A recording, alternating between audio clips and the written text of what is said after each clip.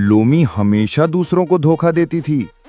उसने गोलू हाथी से कहा, मेरे लिए फल तोड़ दो, मैं तुम्हारी मदद करूंगी। गोलू ने फल तोड़े, लेकिन लोमी सब खा गई।